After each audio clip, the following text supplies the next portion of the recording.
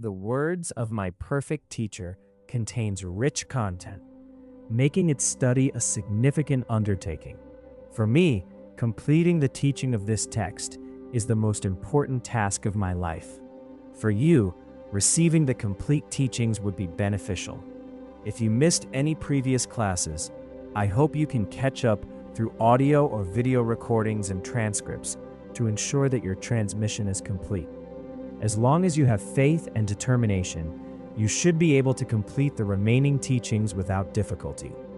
By receiving the entire teaching and the full transmission, you can establish a solid foundation for your lifelong practice. Meanwhile, when listening to the teachings, ensure that you are focused. It is best to receive the teachings with joy and reverence. If you cannot adopt such an attitude, at the very least, maintain proper conduct while listening. Otherwise, no matter how much Dharma you've studied, the teachings may not be beneficial to you. The Buddha said, "Do not teach those who do not respect the Dharma." As you can see, anyone who wishes to can listen to Dharma teachings as long as they are respectful. However, if a person lacks both respect and joy toward the Dharma, they should not be given the teachings. Dharma practitioners at Larungar demonstrate proper conduct while listening to the teachings, thanks to their years of experience in hearing and contemplation. Unfortunately, some lay practitioners do not share this approach.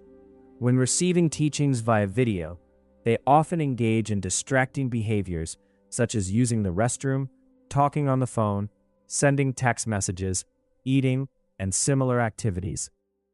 When listening to Dharma teachings, you may drink water, but all other worldly activities should be set aside. While some lay practitioners lead busy lives and have many obligations, each session of my Dharma teaching lasts no longer than 1 hour. If, during this time, you are unable to turn off your mobile device and calm your mind, the study of Dharma will become merely a formality. Furthermore, regardless of which Dharma class you choose to attend in the future, it is essential to maintain impeccable conduct. Inconsistent attendance, such as coming today and skipping tomorrow, or participating only in the first half and leaving during the second half, reflects a lack of consideration for the principle of cause and effect. If you exhibit inappropriate conduct, it is important to work gradually toward changing it. Of course, most people are doing quite well. When I visited cities to give teachings in the past, I often felt disheartened by the audience's demeanor. In recent years, as the Dharma has been effectively propagated via the internet, many people have learned the proper conduct for listening to teachings and have begun to behave appropriately, which is truly gratifying. However, minor issues persist regarding the conduct of a few individuals when they listen to the teachings. They may still be unaware of the proper guidelines, or perhaps they once knew them but have since forgotten, or maybe afflictive emotions arise during class. We must strive to maintain impeccable conduct while listening to teachings. Next, we will continue our study of the effects of the 10 negative actions. We have completed the fully ripened effect and the effect similar to the cause. Today, we will begin with the conditioning effect. The conditioning effect acts on our environment. Of course, this doesn't imply that our actions solely manifest in external elements such as earth, water, fire, and wind. Rather, it means that our actions impact our own environment. Consider prison as an example. It is an environment shaped by the negative actions of the criminals incarcerated there. This does not mean that after committing a crime, their negative karma simply ripens in the form of an external prison, and they themselves do not bear any karmic consequences on their own mental continuum. The Ekattara Agama also states, due to the effect of the 10 negative actions, even external things deteriorate, let alone internal phenomena. Thus, the 10 negative actions can affect the doer's external environment. In fact, the material world we inhabit is formed by the collective karma of all living beings. The treasury of Abhidharma mentions that in the first age of this kalpa, like all other beings in the form realm, humans naturally glowed and did not require food. Later, as humans began to desire earth cake and wealth, their minds became increasingly corrupted, leading to the deterioration of their external surroundings. Therefore, our minds and the external environment interact with each other. If a person becomes greatly afflicted in their mind, the outer world will appear particularly unpleasant to them. Here, the conditioning effect primarily refers to karmic retribution related to our environment. That is, the effect of our actions on our environment. What are the conditioning effects of the 10 negative actions, respectively? Taking life causes rebirth in bleak, desolate places filled with perilous cliffs and ravines. Taking what is not given causes rebirth in regions frequently plagued by famine, where frost and hail ruin crops and trees fail to bear fruit. Recently, I had to contact some farmers regarding issues related to their children's education. One farmer told me that each year, just as the crops were nearly ready for harvest, a hailstorm would strike his region, destroying the crops, so they had harvested almost nothing for many years. This illustrates the karmic effect of the local farmers' collective actions. It's similar to those wealthy individuals who live in luxurious mansions surrounded by beautiful scenery and extremely favorable living conditions, whereas some villagers reside in shabby, small cabins amid a filthy environment and poor living conditions. This disparity may reflect the common karmic effect of the rich compared to the poor, stemming from their respective actions.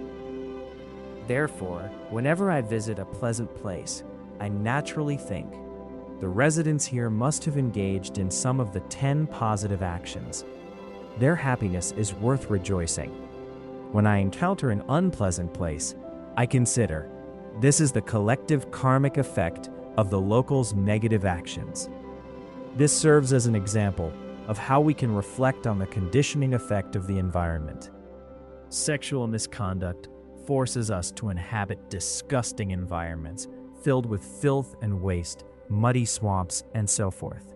Many migrant workers in China often live in places with unsanitary conditions near bustling cities as a karmic result of their past actions of sexual misconduct. Even in the same area, some people live in very comfortable conditions, whereas others live in filthy houses near public toilets. This has something to do with the conditioning effect of their past actions. Lying leads to financial instability, persistent anxiety, and exposure to frightening events and situations.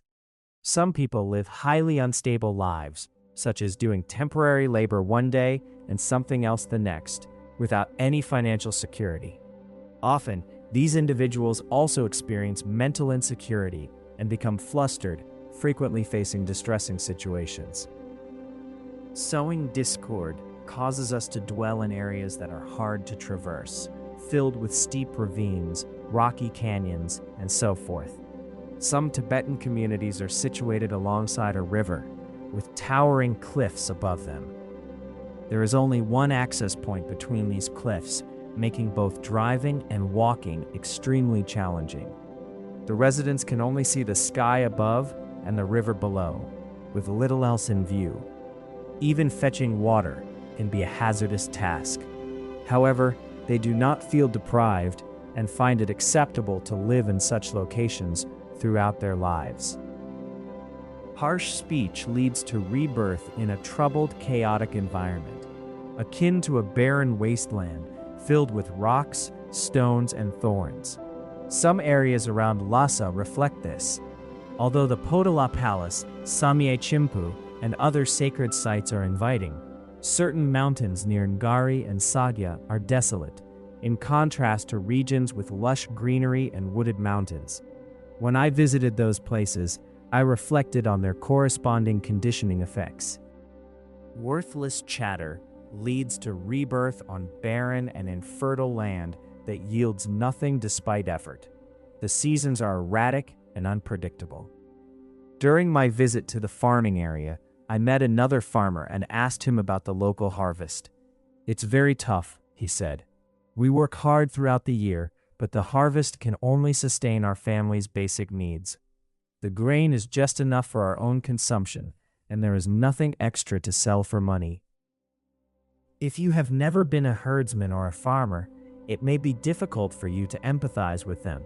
However, when you truly understand their lifestyle, as well as the climate, living conditions, and daily tasks they face, you will realize that the karmic outcomes experienced by living beings are truly diverse.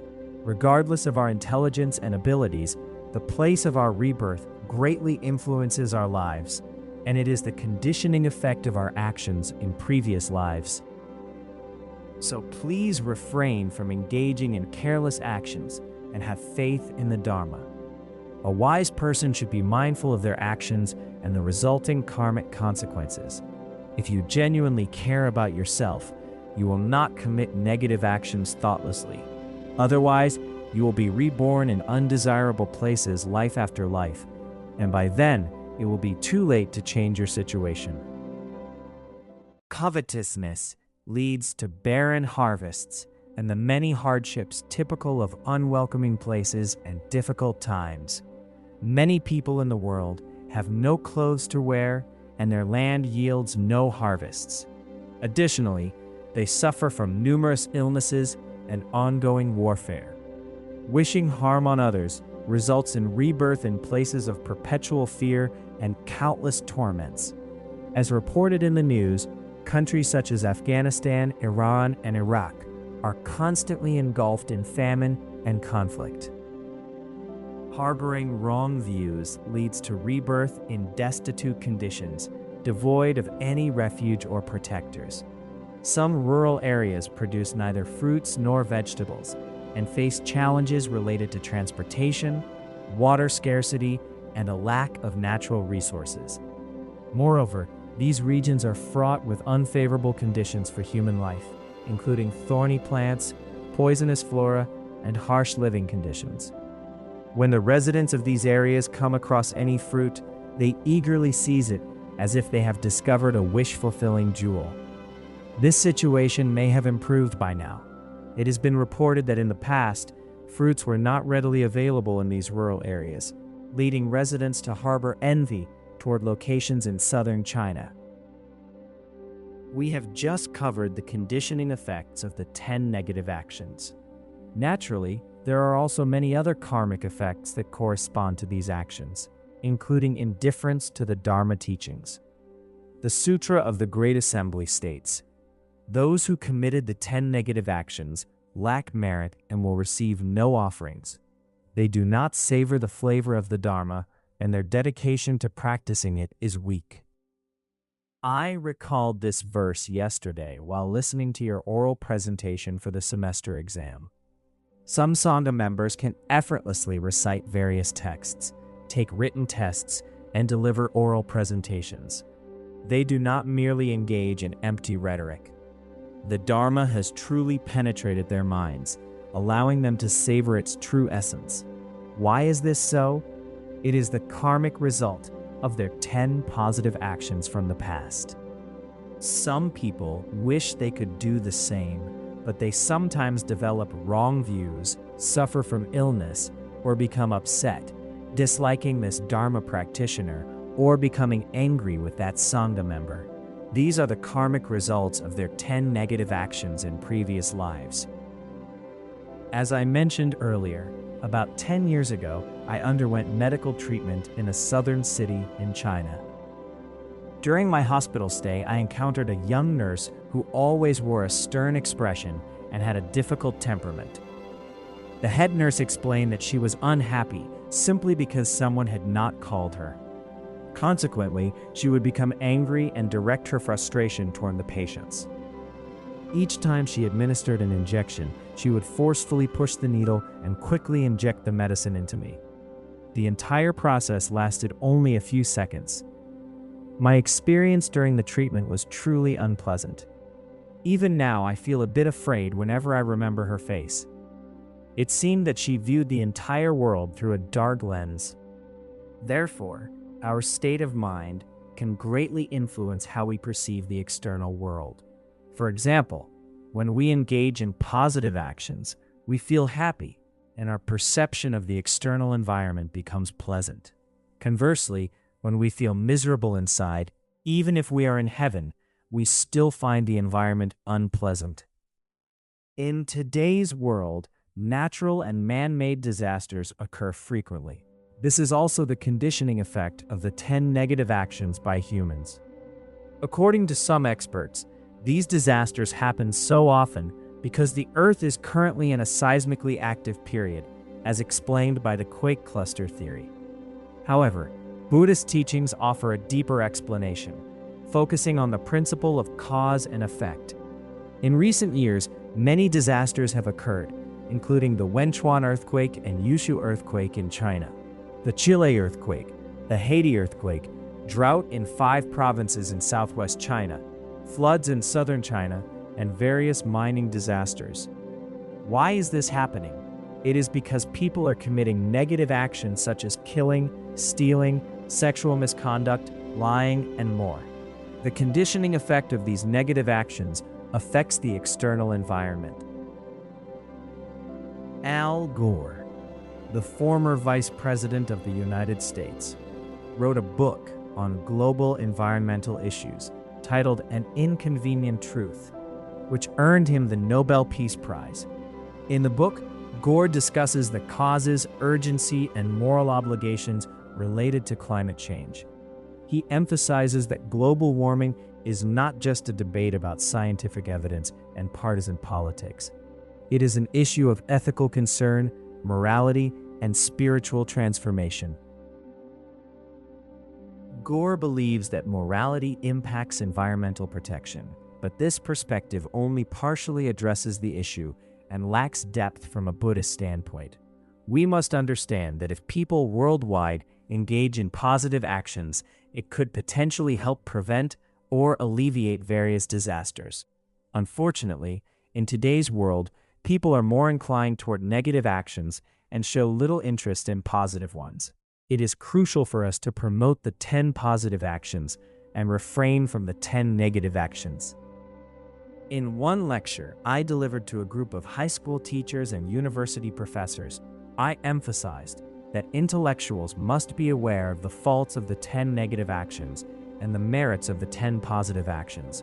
Otherwise, they can hardly be considered truly kind-hearted individuals.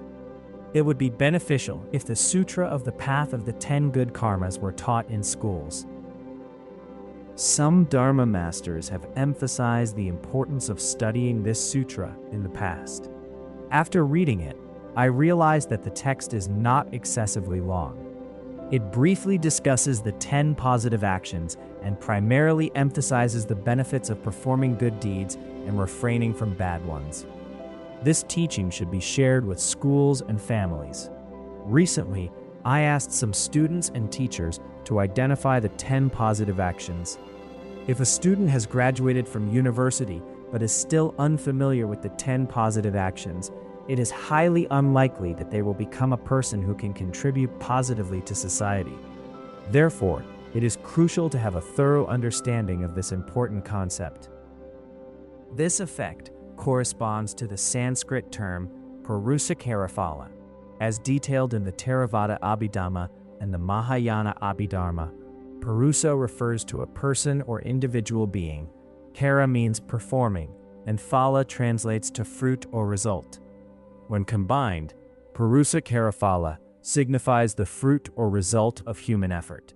For instance, a farmer plants and then harvests crops, an entrepreneur manages a business and subsequently earns a profit, and a craftsman applies their skill to produce an item. Similarly, when all necessary causes and conditions, physical, verbal, and mental, come together, a killer takes action and successfully ends a life, resulting in the consequences of their actions. This entire process can be likened to a potter crafting a pot. The potter must exert specific effort to achieve the outcome of having a pot. For this reason, this effect is referred to as the fruit of human effort. However, the words of my perfect teacher, provides a different definition of this effect, as stated in the text. The proliferating effect is that whatever action we did before, we tend to repeat again and again. This brings an endless succession of suffering throughout all our subsequent lives. Our negative actions proliferate yet further and cause us to wander endlessly in samsara. Therefore, this definition is not just about the fruit or result of human effort. It also concerns how our actions, both negative and positive, will proliferate if they are not interrupted.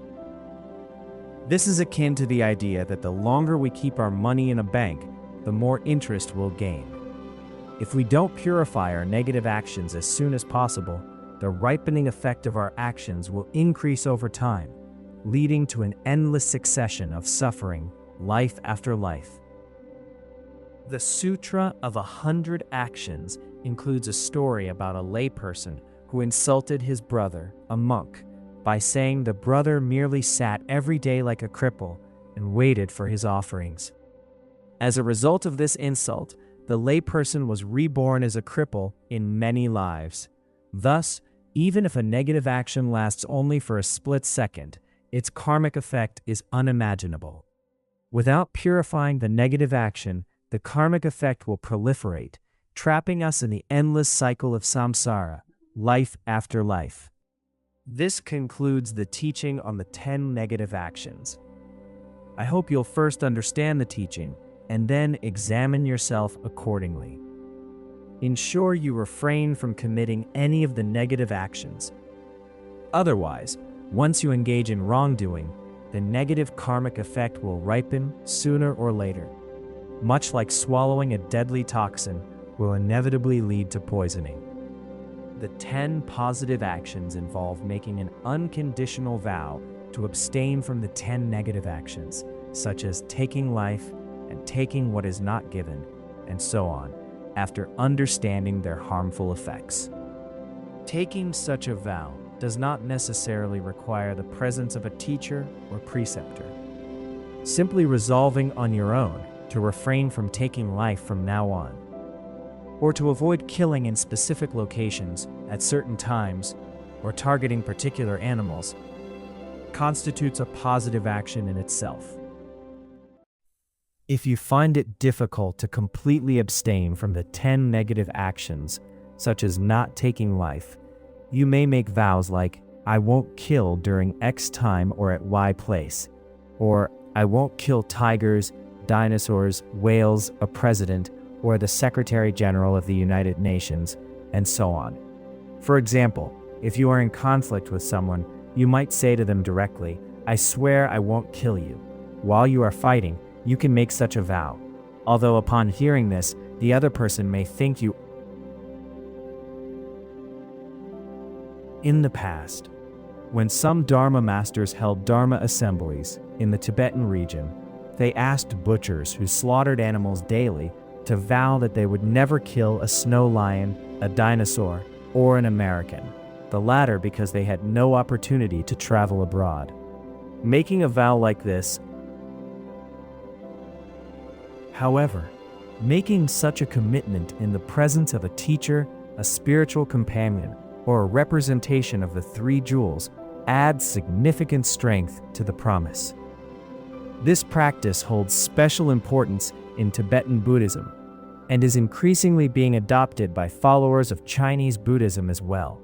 Many practitioners, when encountering a teacher, pledge to engage in positive actions and avoid negative ones. This not only reflects their deep respect and serves as a Dharma offering to the teacher, but also allows them to receive the teacher's. Some time ago, I met a drug rehab patient who was so addicted that he would have a seizure if he didn't take the drug in time. Later, he came to Larangar for various reasons and immediately vowed to quit drugs. Now, half a year has passed, and he hasn't had any urge to use drugs, not even for a split second, and he has truly felt the Therefore, you should vow to quit your bad actions such as killing, lying, smoking, or drinking. in the presence of a teacher. Once an alcoholic wanted to make a vow not to kill in the presence of the great Jigme Phuntsok Rinpoche, but he mistakenly said, "I vow not to drink anymore." Jigme Phuntsok Rinpoche responded, "Good," and granted him blessings. Only after receiving the blessing did the man realize that he had made the wrong vow. The audience laughs. Of course, it is not enough to merely think about stopping negative actions, such as taking life. What truly matters is making a firm, unwavering commitment to avoid.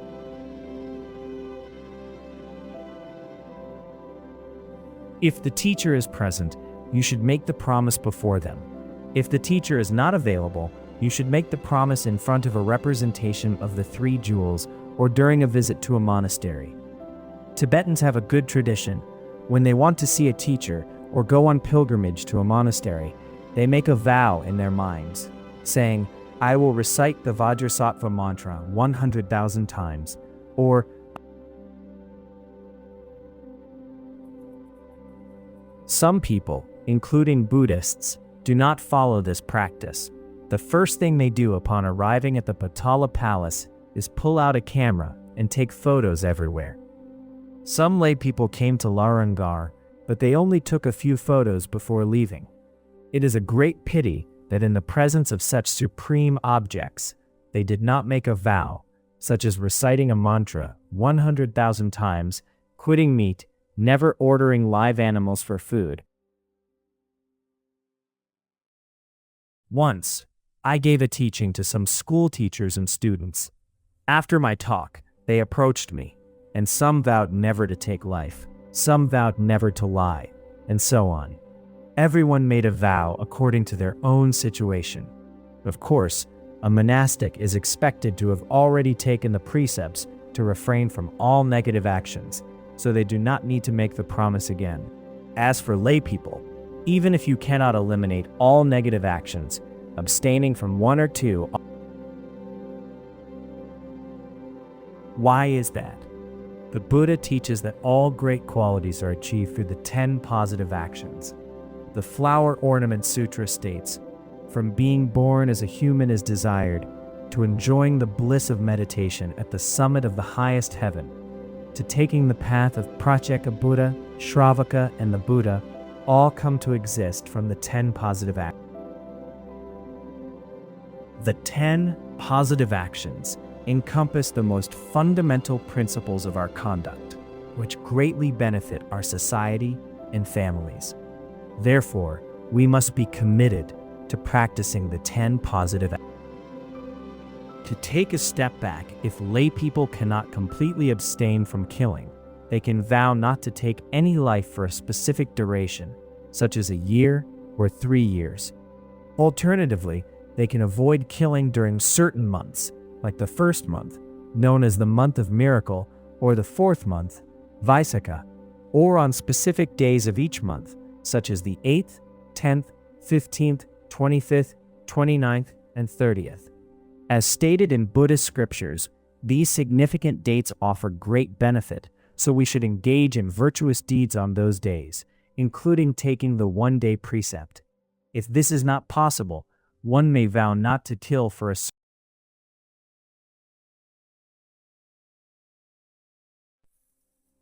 I recently read the Mahaparinirvana Sutra in Tibetan, and here's a story from the sutra. Once, Mahakasyapa asked the Buddha, "Since you already knew that Sunaksatra would develop wrong views and fall into the hell realm, why did you allow?" The Buddha replied, "If I had not permitted him to take ordination, he would have inherited the throne and become so powerful that he would have destroyed Buddhism. In that case, he would have had to remain in the lower realms longer. Although I know he will eventually develop wrong views, by becoming a monk, he has planted meritorious seeds within himself, and he will ultimately achieve the supreme." Therefore, we should not assume that because Sunaksatra might generate wrong views, it would have been better if he hadn't taken ordination. Even if the monastic precepts last only one day, they can still generate merit. Thus, we should recognize the benefit of taking precepts, Long ago, a village butcher made a vow before the noble Katyayana, promising not to kill during the night. He was reborn in one of the ephemeral hells, where he endured torment in a blazing metal house during the day. However, each night, he found himself in a luxurious palace, surrounded by 4 goddesses, enjoying happiness and comfort. This butcher's story is found in the Karma Vastu section of the Mula Sarvastivada Vinaya, and here are the details. Once, a man, the son of a venerable elder, went treasure hunting in the sea and lost his way. At dusk, he came upon an illusory celestial palace where a god was enjoying a joyful time with 4 goddesses. Noticing that the man was hungry and thirsty, the god provided him with delicacies, bathed him in the palace, and accommodated him for the night. At dawn, as soon as the sun rose, the 4 goddesses transformed into ferocious black dogs that attacked and tore apart the god in a palace of red-hot metal. In the evening, as soon as the sun set, the dogs reverted to goddesses and continued their playful enjoyment with the god. The man witnessed what happened and asked the god, "What did you do in the past that brought you here?" The god replied, "The people of Jambudvipa are suspicious, so even if I tell you, you may not believe me." The man said, "I saw it with my own eyes. How could I not believe it?" Then the god recited a verse. "I used to take lives during the day and hold precepts while diligently practicing at night. Because of this, I was reborn here, and now I am experiencing the bad and good karmic effects." The man did not understand the verse, so he asked for an explanation. The god explained, "I was once a village butcher who made a living by slaughtering sheep and selling meat. Venerable Katyayana tried to persuade me not to kill, but I did not listen. Then he asked me to take a vow not to kill during the night, and I promised to do so. Because of this, in this life, I was reborn in one of the ephemeral hells, where throughout the day I am tormented in a house of red-hot metal, and at night I enjoy my time in the palace in the company of 4 goddesses." In fact, there are also cases in the human world with similar karmic results.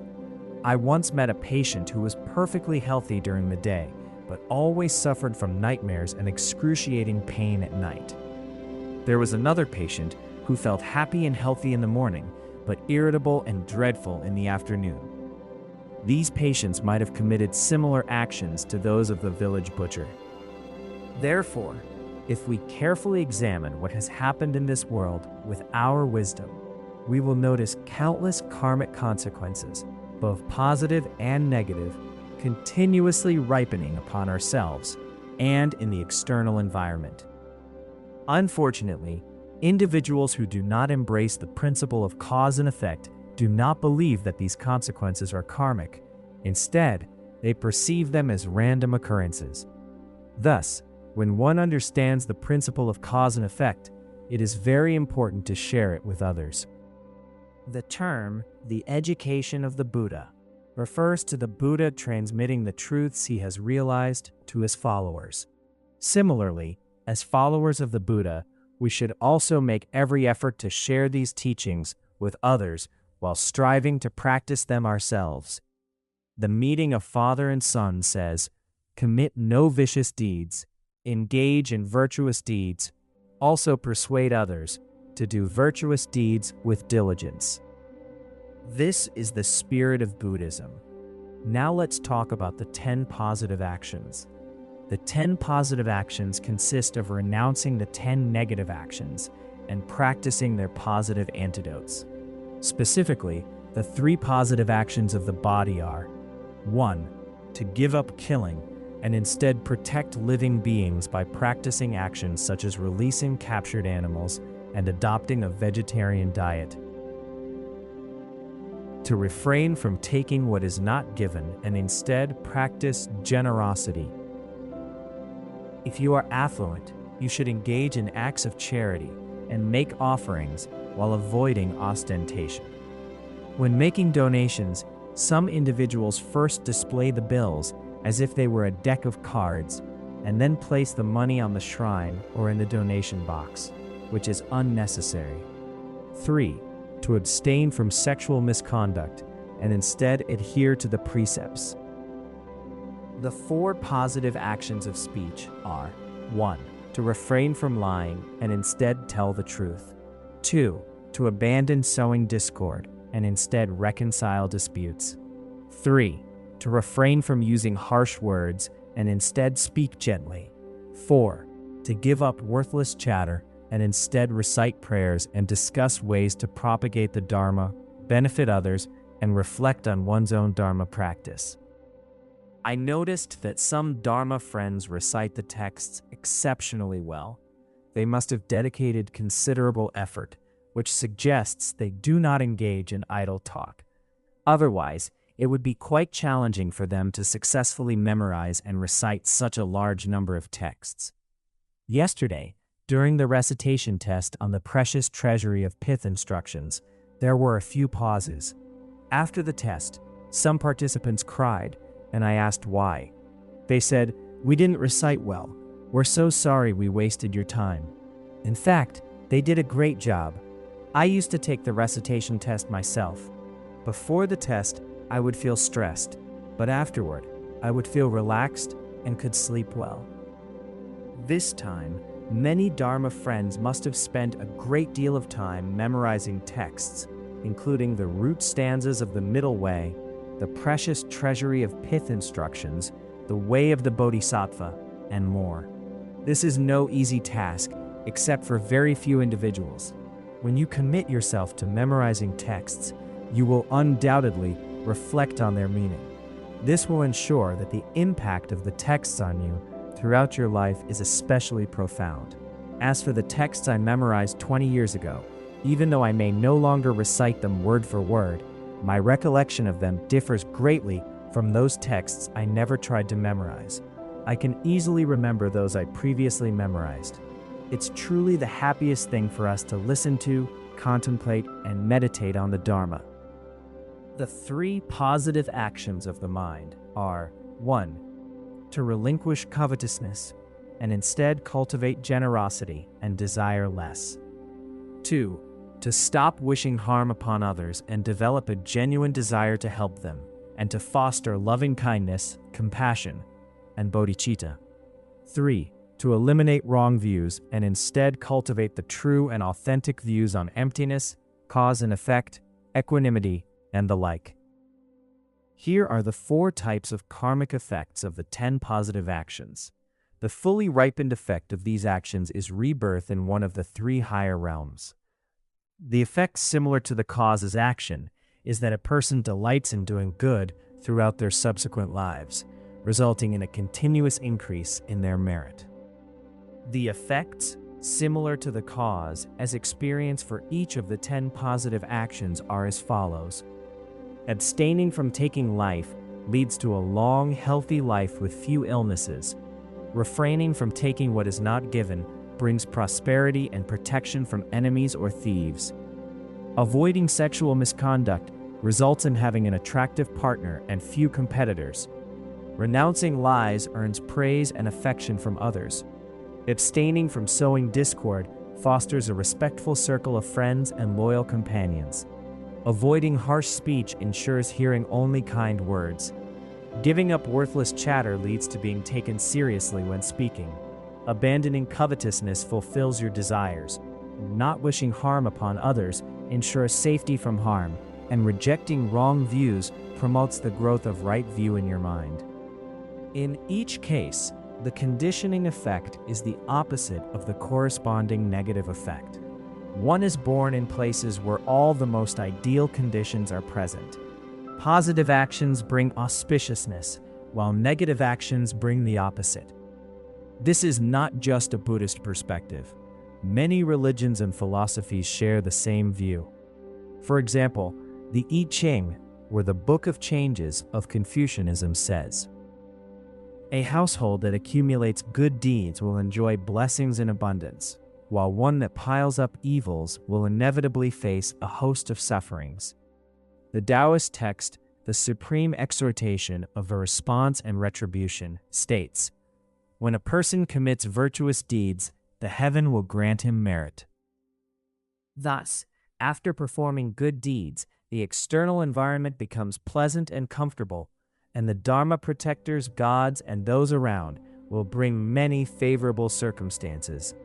In contrast, after committing bad deeds, people, non-humans, and the environment will present many unpleasant challenges. A good person can easily accept this principle, but a bad person may resist it.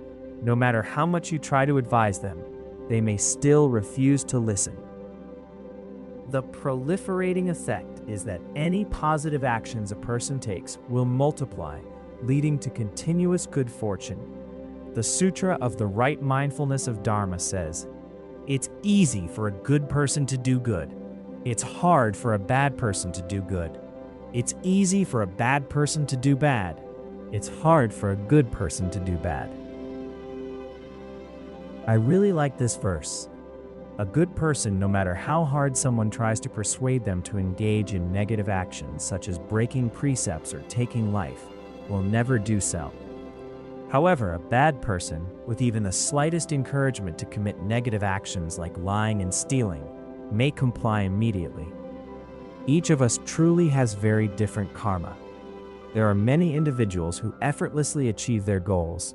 I have encountered students who typically don't perform well in school, but excel in exams, as well as those who are intelligent and usually study diligently, yet consistently struggle with exams, family relationships, and other matters. This is related to their individual karma. In summary, each of us should engage in good practices and meditate on the right view of cause and effect. When our understanding of the principle of cause and effect is firmly established, we will be easily motivated to engage in positive actions. Conversely, if we waver on the principle of cause and effect, even the highest empowerment or the most profound pith instructions may not yield lasting benefits. Therefore, it is crucial for us to give appropriate importance to the principle of cause and effect and to apply it in our daily lives.